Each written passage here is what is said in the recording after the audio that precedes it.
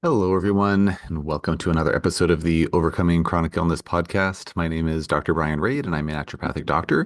And today I am joined by Dr. Jen Pfleghaar. I hope I'm pronouncing her last name correctly. Dr. Jen, she goes by the handle on Instagram of the Integrative, or just Integrative Doctor Mom. That's Integrative DR Mom. And I've been following Dr. Jen on Instagram for a little while now, and she just has a lot of interesting posts, things to do with peptide therapy, the carnivore diet, hormone balancing, a lot of things around perimenopause. And I thought she'd be a really interesting guest to have on the podcast, and she was willing to chat with me. So I'm looking forward to picking her brain about some of those topics. These are all topics that, some of them maybe relate a little bit more directly to complex chronic illness, like say maybe peptide therapies or peptide therapy or the carnivore diet. But then a lot of folks who are dealing with complex chronic illness are also dealing with issues around perimenopause as well. And sometimes those are symptoms that we need to work on. So anyways, lots of the questions I want to pick Dr. Jen's brain about. And I'm looking forward to our chat. So I'm going to pause the conversation and I'll be back in just a moment with Dr. Jen. All right, everyone. Well, welcome back to the episode. I'm now joined by Dr. Jen. Dr. Jen, thanks so much for joining me today. Hi, thank you, Brian. Thanks for having me here.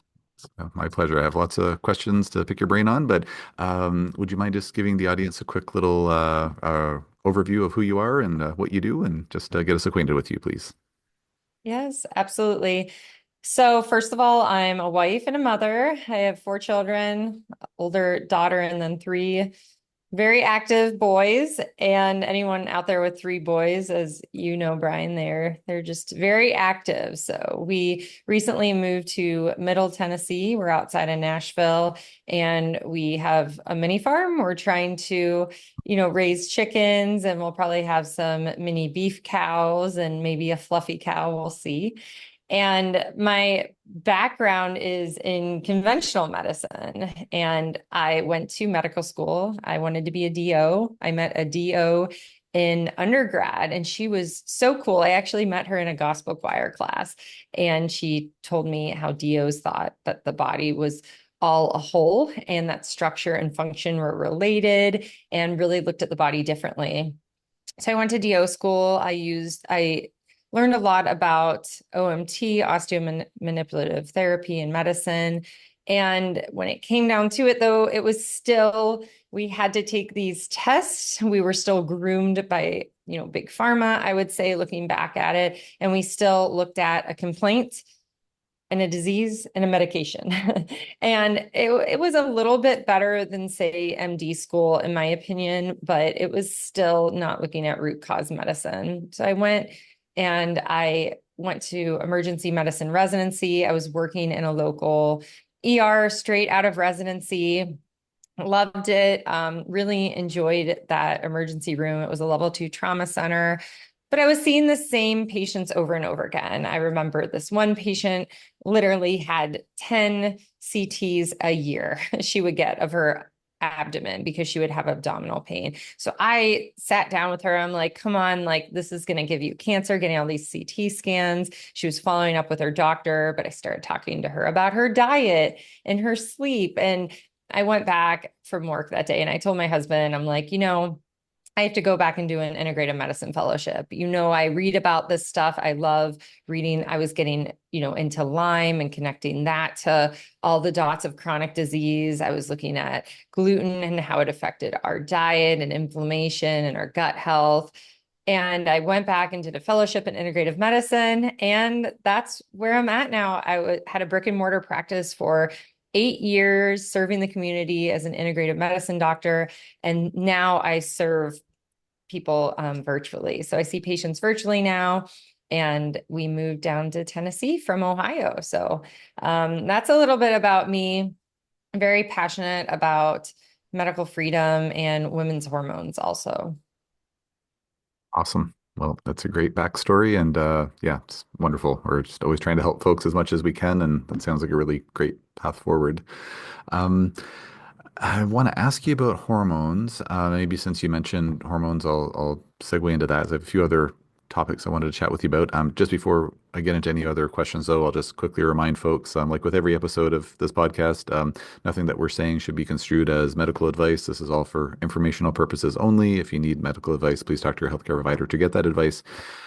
So as far as the hormone piece goes, I know you have a book that is on the way about perimenopause, and you have some interesting social media posts on Instagram, which is where I follow you, kind of talking about several different things, like around some interesting posts about being careful who you work with, like making sure the person who's advising you on hormones actually knows what they're talking about, is kind of the subtext of some of those things.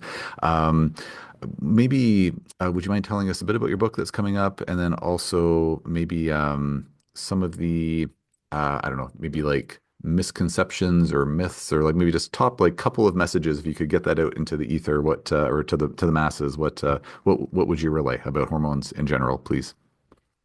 Yes, book should be coming out late July, early August. So we're almost there, and it's going to be filled with a lot of practical things that I feel like women, it should be common sense, right? We're not eating out of plastics, we're eating out of glass, but we might not know why and Mm. how that affects our hormones. So a lot of environment, a lot of nutrition that is important to hormones, and spiritual. I see in perimenopause. So at my brick and mortar, most of my patients were perimenopausal women. And I would know these women from the community. And you would look at them and think that they had everything together, right? Everything was great. They hold it all together, but really they're struggling inside. And a lot of it is spiritual. I feel like women are spiritually attacked by the enemy. He waits, like a lion ready to prance on us, and waits till we feel alone, till we feel uncomfortable in our bodies, but we're not talking about it with our friends, with our husbands. We're feeling anxious, we're gaining weight out of nowhere, all these perimenopausal changes that we go to our doctor, our conventional medicine doctor, through insurance, and they dismiss it. So then we feel that like fear of rejection come in, and we just feel like, oh my gosh, like I can't talk to anyone about this. So they take the antidepressant or they take the birth control, and then they're just attacked more and more. So I see this over and over again, and I want to change it. I feel like women in the perimenopause space, this is when we hear women, getting divorced, going to try some like new age yoga and like be a yoga instructor. I did that, by the way, so I can talk about that. They just do all these things that are out of character for them, and really self-destructive. And we live in a culture right now where we're like celebrating, women, oh, we're strong, we can do it by ourselves and all this stuff. No, like we're weak, like we're not enough. Like we need Jesus. We need a strong husband. We need a strong marriage. We need to keep our house in order. So I'm really passionate about all that too, because we can have good physical health, but if we don't have good spiritual health, it doesn't work. Like they're connected. And I've seen this like time and time again. So I think that that is something that I'm really passionate about. And there aren't a lot of books or people even speaking about this because they're worried. It sounds different. They don't want to offend anyone. But I just pray that my words are seasoned with salt when I talk about this stuff. And it does speak to women out there that are struggling or feel alone. And then when it comes to hormones, I get so many questions. Do I take bioidentical hormones? And this is not just a yes or no. It's a yes, but it needs to be done properly. Okay. Because like anything, we can overdo it. And if we overdo things, then we push this hormone cascade down a bad pathway. So a big misconception, a big thing that I see is women going to their doctors, they're getting bioidentical hormones, meaning estradiol is estradiol. It's not a conjugated equine estrogen, or CEE, which is birth control pills. Okay, they're getting the actual molecule. Now it's made in a compounding pharmacy, or it could be from a pharmaceutical company in a patch or something, but it looks the same. So when it goes to that receptor, it's doing what it's supposed to do. A lot of the scary literature out there, from the Women's Health Initiative, they were using in those studies conjugated equine estrogen and progestins, which are not bioidentical. Okay, so to clear that up a little bit. So what I see a lot is women go and they get that. Now this is postmenopausal and they're on estrogens, but they're taking it as a patch or a cream, and then they're getting their labs checked serum, so blood testing, and it shows low estrogen still. So then they're put on more. And I've actually seen women, they're on like, 2 milligrams of estradiol twice a day, which is a massive dose, and they don't need to. And then we check their saliva testing, which is a different way of testing. So you can look at the tissue level and we see they're overdosed. So when we're overdosed on hormones, that is when we have an imbalance of estrogen, progesterone are the main ones. And estrogen is going to promote growth and can go down a toxic metabolite pathway where progesterone can be protective and balance that out. So that's a big thing I see. And it really makes me feel a little bit distraught because we can do damage with that, and people think they're doing a good thing. Another example of that is pellet therapy. Pellet therapy has gotten really popular, and women are put in perimenopause on massive doses of testosterone. And yes, women need testosterone, but a lot of women, they produce adequate testosterone through menopause. And I'll see this when I test and do saliva testing and blood testing for testosterone. Now, these pellets are doing super therapeutic things in the body. So if you put, if I went and got a testosterone pellet, tomorrow, I would feel amazing. It's like a high, a testosterone is a controlled drug. We can only prescribe it 6 months at a time because it's a controlled drug. I mean, it gives you like that high. I've never been overdosed on testosterone, but I've talked to women that have been, and they feel so good for a couple months. So they tell all their friends to go get testosterone pellets.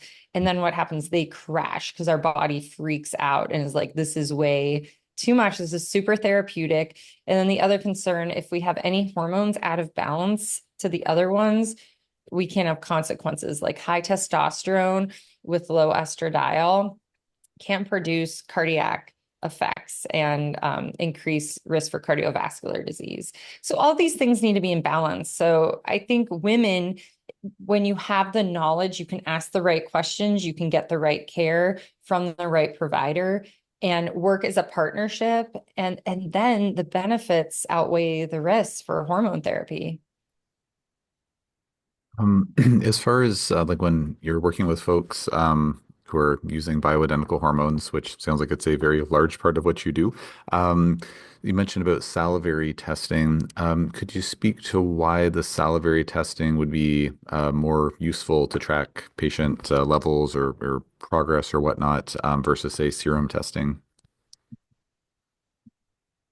Yeah. So when you look at saliva testing, it is going to be looking at the tissue levels. Okay. And they've done studies on this where that saliva represents the tissue level, where serum levels are not going to represent that. So if you're putting something on topically, you're not going to see it in the serum. You're going to see it more in the saliva and the tissue levels. The only cons for saliva testing would be if you're taking a troche, and the troche is something that is put inside the mouth, and you have it sublingually, so it's absorbed through the saliva, and they say it doesn't go, you don't swallow it, and doesn't go through first pass through the liver. But we know that some people get impatient and they swallow it, and you are swallowing some of it. So for me, troche isn't as safe as topical application of estradiol and testosterone because you're getting that first pass through the liver. And the concern for the first pass through the liver is going to be the concern of those toxic metabolites. And on the topic of metabolites, like some tests out there, like say the Dutch test or some other companies, like I think Doctors Data, maybe Genova, and different companies offer these urinary profiles where you can look at the levels of different, say, estrogen metabolites. Is that something that, and just where some of those are, some of those metabolites seem to be associated with better health outcomes versus, not so good health outcomes. Is that something that you recommend and for your patients? Is that important to look at those metabolite levels? Yeah, I do think that women should at least once look at an estrogen metabolism test. The only downside is it's a little bit pricey and it's not covered by insurance. But Mm. if you get one of those tests, you can see if you go down the good, the bad, or the ugly pathway. So we have these different metabolites, how we metabolize estrogen through the liver, and then through phase one and phase two detoxification. And then we also have detoxification through the gut. So the concern is sometimes phase one, which is mostly liver metabolites, if it doesn't have the right cofactors or genetically you can't push that phase one pathway, you don't have cofactors, you don't have B vitamins, that could slow things up. Sometimes you can have them stuck in the middle of the metabolites and they're not going through phase two, which is more things like tagging the estrogen metabolites and taking them out. So this is where like glutathione and NAC would play a role. So there's different ways that it can get stuck. And if we have these toxic metabolites, they can lead to DNA damage versus DNA repair. So it's 2-methoxy, 4-methoxy, and 16-hydroxy that are the different pathways that we look at from these urine metabolites. And this is really helpful when it comes to focusing on how we metabolize our estrogens, not as helpful in dosing. Because if we were dosing off this urine metabolites, that would not be as helpful because we're looking at what is left, not what is in the tissue level, not which is binding the receptors.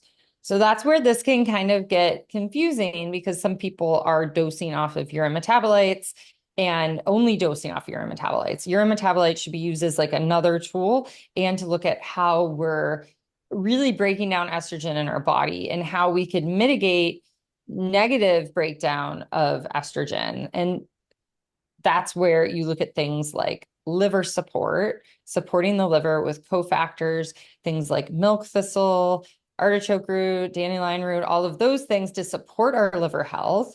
And then that supports that phase one, also broccoli sprouts or I3C dim. And then we look at phase two, where really glutathione and NAC supplements can come into play. So NAC is converted to glutathione in most people. Some people don't convert it as well and just need the glutathione. So this is where you're working with someone and you can look at these results and say, yeah, we need to give you more support and make sure that your estrogen is going down the good pathways.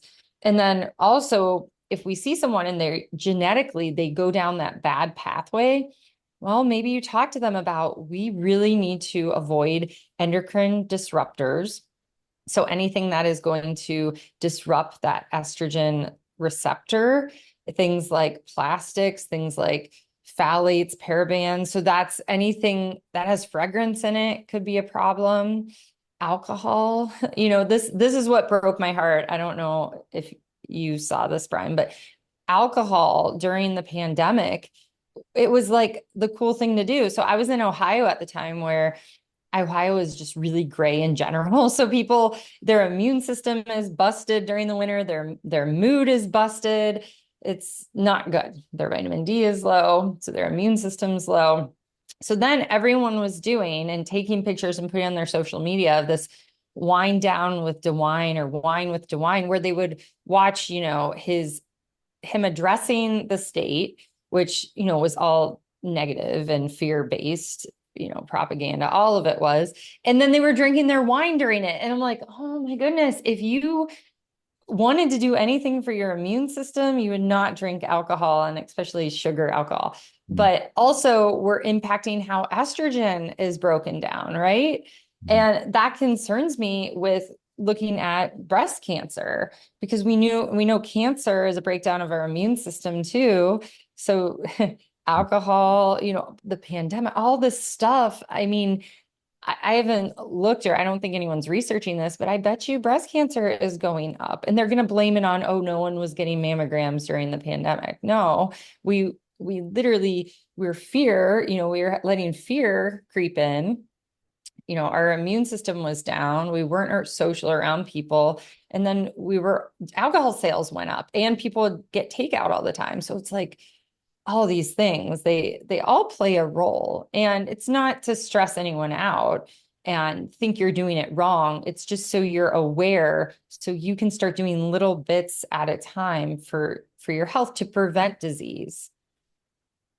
I think you kind of alluded to this, but that just making that, I think, so folks have the information so they can make an informed decision. And if you know that you are, bless you, if you know that are like, I'm gonna eat fast food all the time, and it's Thank like, you. hey, as long as you know that, okay, that's probably not going to be good for your long-term health outcomes, so you choose to do it anyways, well, that's your business. But I think a lot of folks just don't know.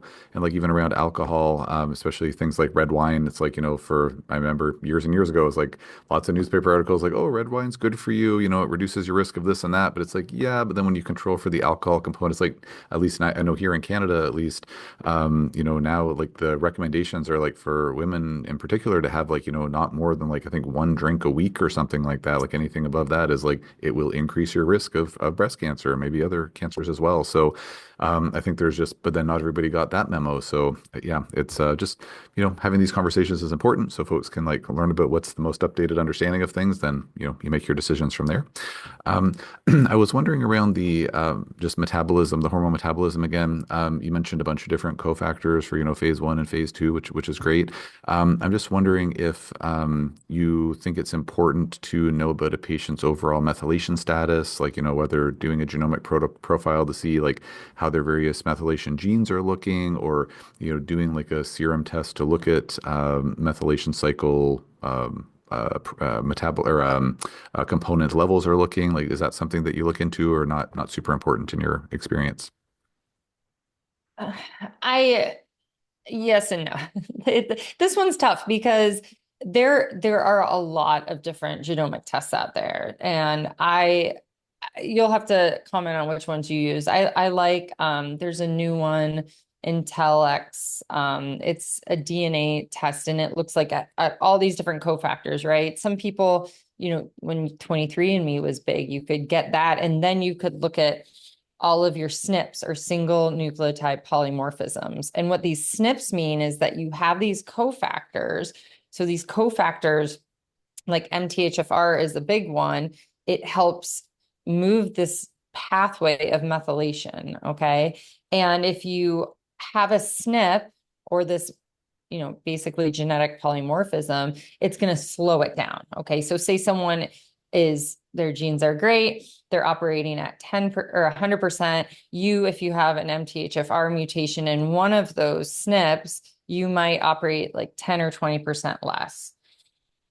I think that some people, they find out they have MTHFR methylation issues, and they're like, oh my goodness, I'm such a poor methylator and all of this. And it's almost like a medical like hex or curse.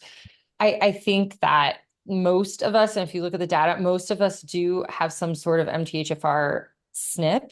We do, and that affects our methylation. But some people are really poor methylators. So I think this is important. And I have done this in a few patients where their kids, unfortunately, like they were going through a separation and their kids hadn't had any jabs. And then all of a sudden, the other party was like, I want them caught up to date, right? And so we ordered a methylation panel, to see how they're methylating, what's their MTHFR, what's their COMT, all of the different ones that help process toxins and get them out. And then I left it to the pediatrician, like, here, you need to look at this because you probably shouldn't do a catch up in a year for all of these.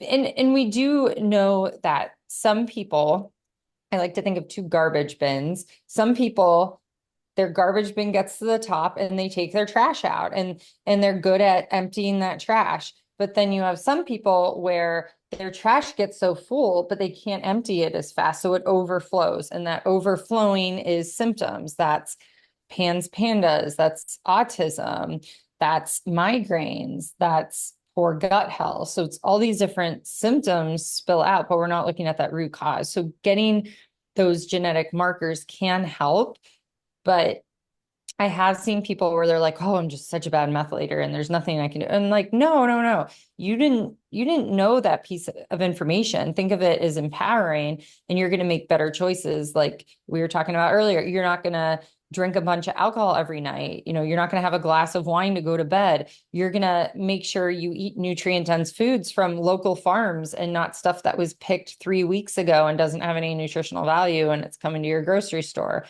You're also going to, unfortunately, have to take supplements. I do feel that we lack nutrients so much in our food anymore because of the soil quality. And Joel Salatin talks a lot about this. I just heard him speak, and our soil is just so devoid of nutrients and minerals. So the broccoli that we're eating today is not like the broccoli my parents had when they're growing up. So we do need to layer in some thoughtful supplements into our plan to make up for that, to fill the gaps. So then if we have these methylation SNPs or deficits, if we can't methylate as well, that we're giving the cofactors needed. So even though we're not operating at 100%, we're operating a strong 80%.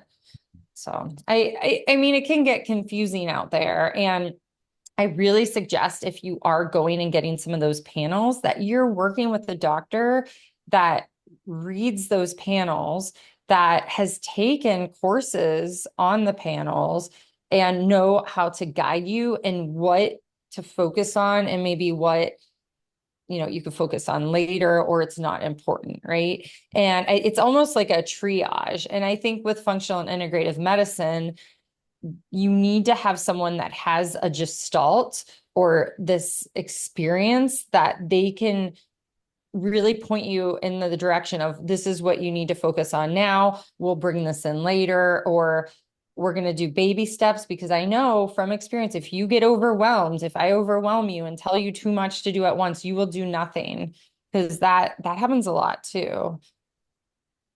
Yeah, it's really well said. And even earlier today, I was chatting with a patient from out of province, and he was asking me about like, well, when do we do the heavy metal detox? When do we like start working on immunotherapy? This and that. It's like, okay, like I just recommended like four supplements for you to start on to like just obliterate these microbes that we know are in your gut right now. Like we're going to work on that, and then it's going to be the next step and the next step. But like it's just it's just information overload, especially for folks who are Yeah. thoughtful, they're intelligent, they're reading, they're researching, they've maybe been gaslit over the course of time by different medical providers. Like I have to take my health in my own hands, and like I applaud them and commend them so much for that.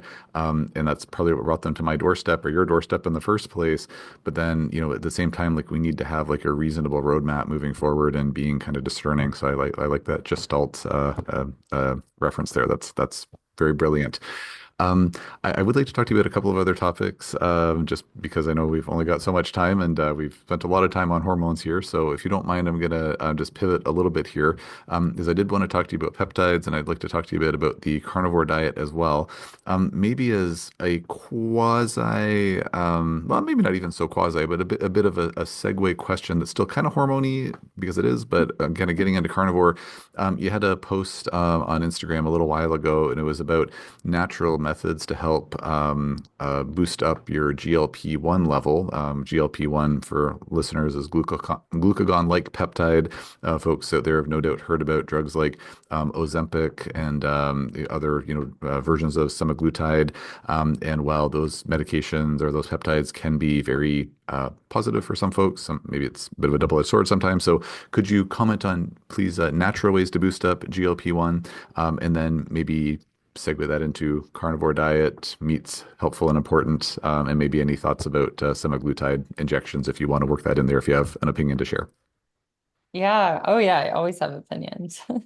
Um, yeah. So GLP-1s, uh, you know, I I was using them in my practice, and my colleagues were from a compounding pharmacy before the Kardashians made them popular. And I remember, though, I made a rookie mistake like 5 years ago when I like used it with like the first one of the first few patients. And I didn't emphasize with her the need for protein and lifting weights. And she lost a lot of weight, but she did lose some muscle. And then shortly after that, the studies came in that showed that we are seeing more muscle loss with this.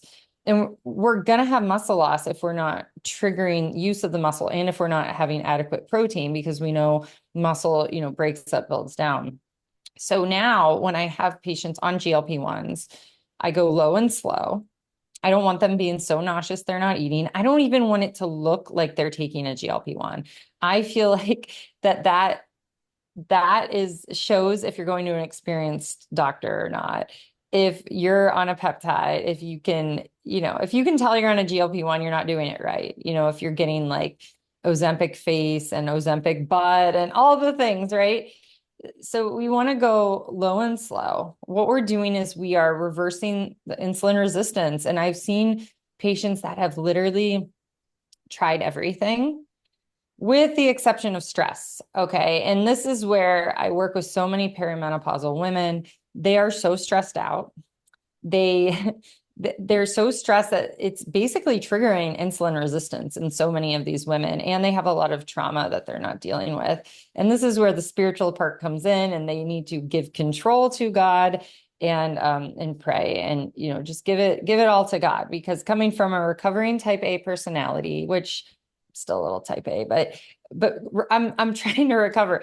But I thought I was like in control of things. Like I'm not in control of things. So finally I gave that control to God, and I feel like my sympathetic and parasympathetic system is more balanced. Except actually just last night, I don't know if any of your listeners can relate to this, but literally like 2 out of my 3 boys are just just like screaming. They're just so loud. And I'm like, and I dropped a dish with like butter in it because I just was startled. And I'm just like, because I've been homeschooling them and it's a lot. So I went and I did my vagal nerve stimulator, and I just told them, I'm like, I need you guys to just not yell all the time.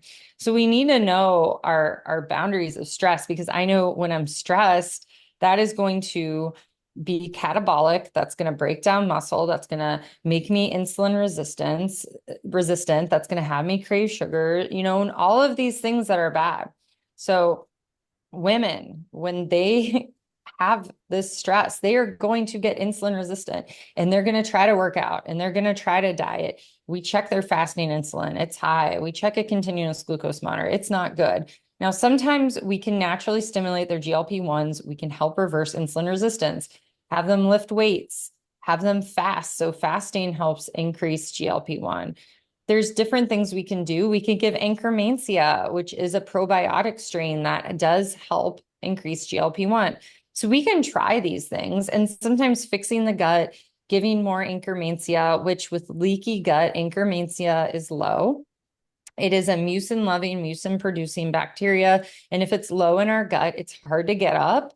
Before the actual probiotic strain came out, because we didn't have it for a while, we just had to give prebiotic foods to feed what was in there of the Anchormansia. But now we do have a probiotic. So you could try those different things, but sometimes I will have women and we will go low. Sometimes we'll do a microdose to decrease the inflammation, to increase the GLP-1, to help the GLP-1, go in the brain and bind in receptors in the brain. We know it's helpful with the brain too.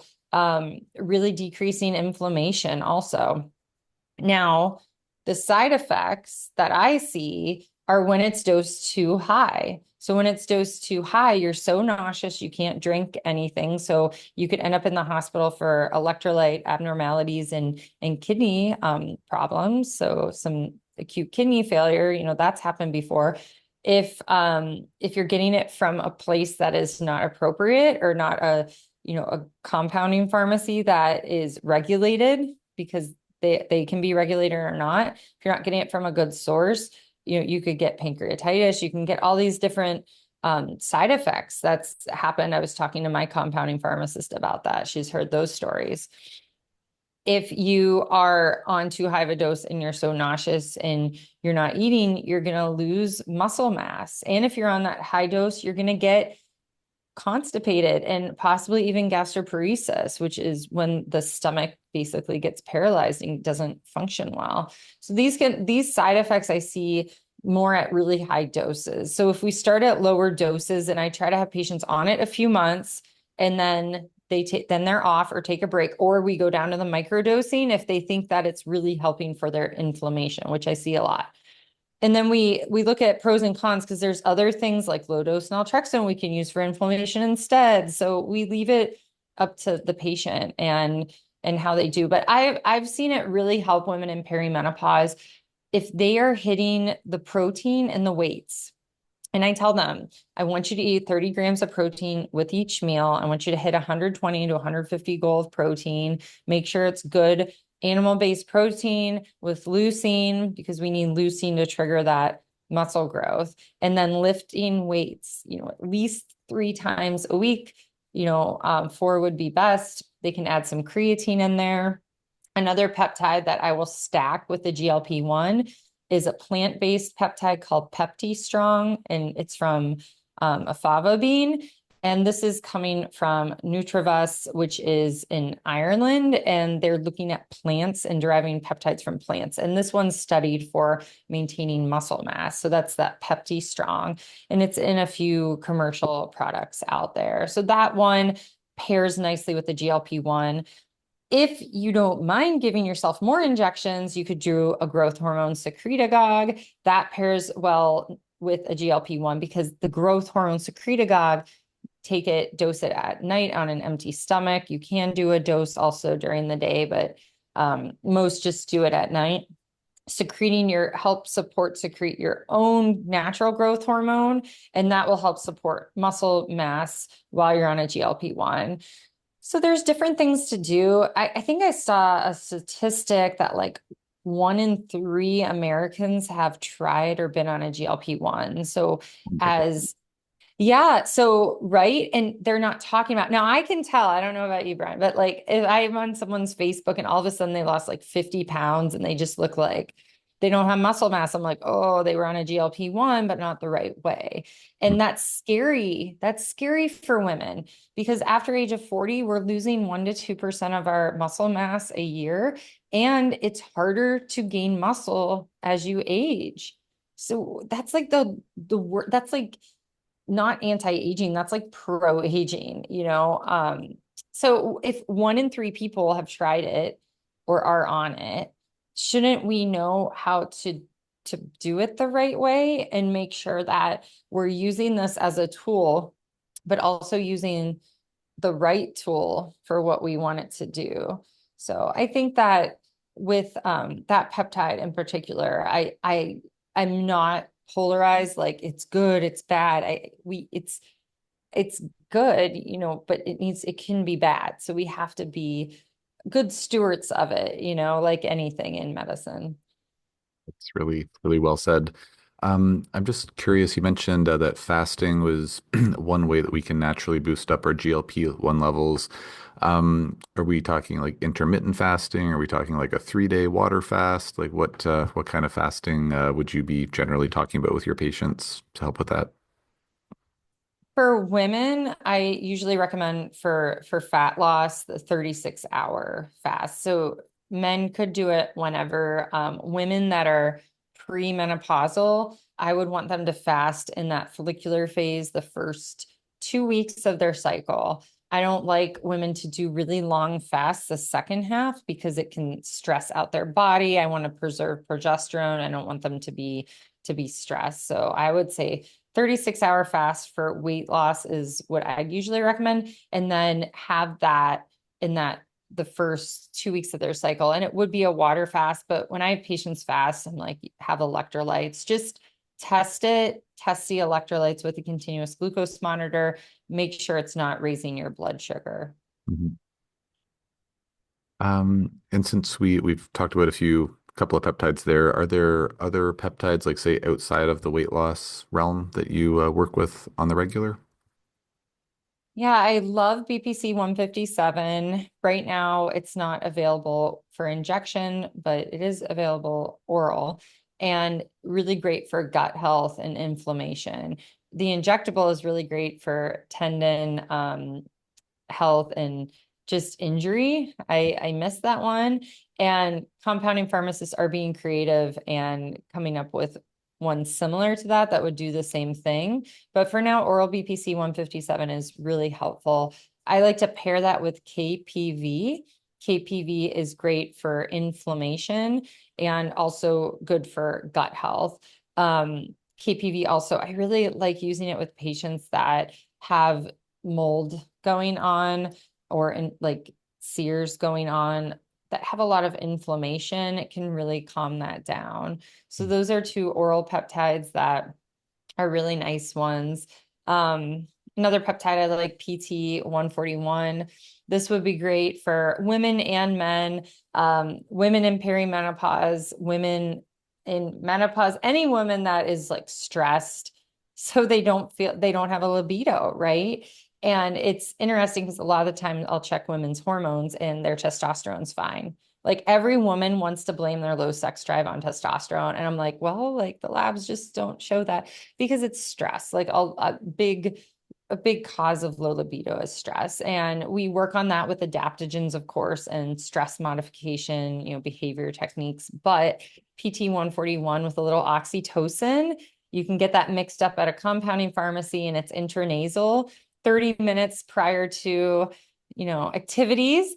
And that can really help. So that's another peptide that's a good one for listeners, and men can use it too. I know here in Canada, our access to peptides is abysmally bad, but is that one just for US listeners? Is that one still available to you folks? Yes, it is. Okay, Mhm. cool, cool. Um, and then I know we don't have a ton of time left, but just wondering if we could talk a little bit about carnivore diet. I know you've posted about the importance of meat, and you've talked about the carnivore diet. Uh, do you yourself follow a carnivore diet? Do you prescribe it? More of a meat-based diet? What are your thoughts about meat and eating? Yes, I love meat. I have graduated from just liking lean cuts of filet, right? From when I was little, and now I love a good ribeye. It's my favorite cut. Have a lot of fat, but you want to make sure it's grass-fed, and grass-fed, grass-finished would be best because you're eating the fat of an animal. You don't want them eating a bunch of grain that is GMO and probably have mold in it. You don't want that. So you really want to know your farmer and have grass fed. So local farmers best. If you can't, then get grass fed, grass finished. So that's going to be best. Meat is just, especially red meat, it's very nutrient dense. You're getting a lot of B vitamins. If you can mix in organ meat, that would be great too. You're getting a lot of leucine in there, which is great to trigger muscles, and you're getting a little bit of creatine in there, which is great for muscle. So I really think that meat could be healing. I think that you need to check labs if you're going to, I'm just starting carnivore today. I think you should check some labs and see what's going on if you're going to commit to that 100%. I am more of an animal-based diet. I will cycle carnivore or maybe do 3-day sardine or carnivore bar challenges if I feel like I've just been off track. So you just need to listen to your body with that. I will prescribe the carnivore diet to patients. And one of my favorite patients to prescribe this to is pregnant women. So I'll be working with a woman on gut health or like a mysterious rash, because I have a few coming to mind of these patients, and they'll get pregnant and they're like, well, now what do I do? Well, I assure them that during pregnancy, most autoimmune diseases calm down, but they do flare up post-pregnancy. So we still want to keep an eye on what's going on. So I will prescribe the carnivore diet, especially if they have some sort of gut dysbiosis or imbalance, because the carnivore diet, and there's studies that show this, it can change the presentation of the microbiome and basically the gut bugs in the gut. So I have gotten good results with patients with this. I have another case that comes to mind that this this guy, he had a lot of anxiety, like really bad anxiety, had some like bipolar stuff going on. And I'm like, I really think this is your gut health. So while we're waiting on some testing, I want you to just go carnivore for 2 weeks. And the changes were amazing. He was just getting nutrient dense food. He wasn't getting fast food. He did a lot better. And we found out it was a mold exposure that triggered all of that. that gut brain connection. Yeah, it was kind of crazy to see, like all of these mental health disorders, they all have a root cause. They're all symptoms. Like I always say, anxiety is a symptom, it's not a diagnosis. But a lot of people, and there's a lot of influencers that have embraced the carnivore diet, and they've had acne and it went away, because it's all our gut health. And if we're eating processed food, or whatever breads and all this stuff, it really does affect our health. So the carnivore diet basically takes out all that crap, right? It takes out all the breads, all the snacks, all the cookies, and you're just eating whole foods. So that's why I like more animal based, because I do think there are some vegetables like broccoli sprouts that has, a lot um, of those good nutrients in it that help detoxify estrogen. So I think that those are helpful. But I also think there are some plants that have a lot of oxalates and can do harm, like spinach. So I remember, and I was joking with my kids about this. I'm like, remember when I used to make smoothies and I would put in like handfuls of spinach, like this is like 10 years ago, and they're like laughing and they're like, yeah. And I'm like, yeah, like now I think oxalates are poison because I know more. So it's that knowledge that, there are certain vegetables that have anti-nutrients and have oxalates, which can cause kidney stones and make sharp oxalate crystals in your body that can cause problems. And we want to do better. So I think carnivore just eliminates a lot of that. And because if you're doing carnivore with a lot of fatty cuts, and that's where seasoned carnivore people will tell you, you do need that fat to really, stay so you're not hungry. If you're just eating chicken breasts all day long, that's not going to work for a carnivore diet. It's really more of like almost a keto diet, because you're having the higher fats and then you're staying satisfied and you're in this nice ketosis state, burning fat for energy. Yeah, I've seen a lot of benefits to the carnivore diet, and I kind of view it in my mind as being like the ultimate hypoallergenic diet. Because if you look at any food sensitivity out there, it's pretty unheard of unless you have like an alpha-gal intolerance or something. You're Oh, not going to react yeah. to meat, right? So it's like the Don't ultimate. get me don't get me started on alpha gal. I think that is some big conspiracy thing going Oh, on. okay. Oh man, I haven't heard that one. Okay. Well, okay, I mean, I'm just saying something's off with it. And I was talking to someone that owned a farm in Middle Tennessee, and she said last year she didn't see any Lone Star ticks. And Lone Star ticks got their name from because they're from Texas. And now, like she said, she went to milk her cow and her cow's udder was just filled with Lone Star. And I'm like, is someone like dropping these off? Like that seems a little odd. And then there's a lot of alpha gal around here. So Hmm. it's very strange to me. And I don't want it to be true that someone is planning these around. But yeah, gosh, last night I think we pulled like 10 Lone Star ticks off our Sphinx cats because they just get on there. But yeah, it's something. That doesn't seem like a normal migration, right? Hmm.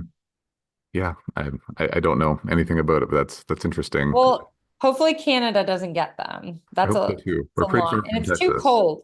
What? Well, we have lots of ticks up here, unfortunately, but yeah, no Lone Star ticks, anyways, that I know of. Lots of other ticks. We're yeah out here in Nova Scotia. We're the Lyme disease capital of Canada, so we have plenty of You ticks. are. We are, yeah, Oh we're pretty close to no. that Lyme, Connecticut, so not too far geographically from there. The one last question I'll ask you, if you don't mind, Dr. Jen, just before we wrap up here. Um, uh, as far as the labs that you recommend that folks get drawn up before, say starting a carnivore diet, I mean, in my experience, like really the only um, bad labs, and I kind of say bad in quotes because I think it's a highly debatable topic. But the only like sort of quote unquote bad things that I might see is cholesterol levels going up, and then usually like otherwise everything else just looks better than ever when folks go carnivore, assuming they're doing it in like a good responsible way. Is it mostly lipids that you're thinking about, or like what are the labs that you'd be concerned about looking wonky if a patient's doing carnivore? Yeah, I would get lipids and I would make sure that they don't have a familial hyperlipidemia because you don't want to push that too much. But when we look at high cholesterol, it's not the high cholesterol that's the problem, it's the inflammatory markers. So then you would want to check a C-reactive protein and you could do an extended lipid panel too and see maybe their ratios of ApoA and ApoB, lipoprotein little a, and then MPO. And MPO is a marker of like fluffy inflammation in the vessel. So I think that's the concern because cholesterol is needed to make hormones and it's not always bad, but just make sure that you're not catching someone that just has a genetic, predisposition to that, right? Because I mean, I do think that there's probably people out there that do not thrive with a fully high fat carnivore diet because we're not all made the same. And same with I think there's probably like 1% of people that thrive on a vegan diet. Only 1% though. But do you know what I mean? I think that we do still need to be like prudent with like making sure that we do go back to science and check some labs. So say their cholesterol does increase on carnivore, but everything else gets better and their C-reactive protein is low and overall inflammatory burden is low, then that's great. The problem with a lot of red meat is people aren't just eating red meat, they're eating red meat with French fries and seed oils and buns and a milkshake. Mhm. And that's where eating red meat gets a bad name and even carnivore. So I think that those labs, like I agree, I think overall inflammation and disease burden goes down, but just to catch a few of those outliers and to show that, yes, they might have high cholesterol, but their inflammation is low. And cholesterol doesn't cause heart disease, but inflammation with high cholesterol does. My understanding as well. Thanks for commenting on that. Of Well, course. Dr. Jen, I know we're kind of winding down on our time here. Just before we wrap up, would you mind just sharing with folks, maybe the name of your upcoming book, where they can find you on social media, if they want to work with you, how do folks work with you, and anything else you want to share, please? Yes, of course. So I hang out mostly on Instagram. It's integrative Dr. Mom. And I also have a podcast. So if you're interested in laughing about our mini farm, I'm doing a lot of vlogs on our mini farm. And it's actually hilarious. Like right now, we have this chicken that's dizzy. We call her Dizzy. I need to get her some electrolytes this morning. So I have that on YouTube. And then if you're interested in the book for perimenopause, it will be available on Amazon and Barnes and Nobles in the summer. So we're hoping late July. And for updates on that, go to my website, healthybydrjen.com. And also on Instagram, I'll be talking about it. So super excited to share that with everyone. Awesome. Well, I'll post the links to those resources in the show notes. And thanks so much for taking the time to chat with me today. It was been a pleasure. And yeah, thanks so much. Thank you for having me. And thanks to everyone for listening to or viewing this episode of the Overcoming Chronic Illness podcast. We hope you enjoyed it, and please stay tuned for the next one.